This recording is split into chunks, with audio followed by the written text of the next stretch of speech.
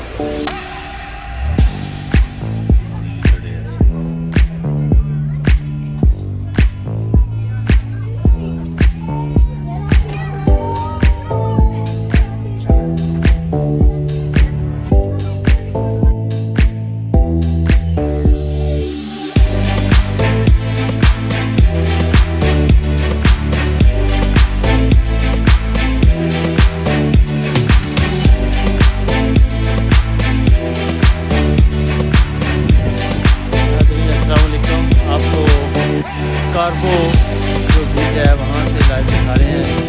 ये देखें जनाब एक बहुत ही ज़बरदस्त चीज़ है वो आपको दिखाने जा रहे हैं। स्कॉर्पो जो है ये बहुत ही नाइस व्यू है विजिटर्स के लिए, यहाँ पर फैमिली आती है। ये देखें जनाब नाज़रीन को जो दिखाने वाली चीज़ है ये देखें, ये जनाब खोते की सवारी लगी है 4 पाउंड की ना, 4 पाउंड तुम नज़र आ रहे हो ते लिखा टंकी राइड्स 4 पाउंड पर पर्सन है, घोड़ा नहीं खोता। इस बार जनाब पेट्रोल शट्रोल खर्चना गड्डियां तो बंद कर दो क्योंकि जी हुकूमत आई है ना छोटी हुकूमत उन्होंने तेल महंगा कर दिया, खोतियां की सवारी शुरू कर दी। हाँ जी जज साहब ठीक हो?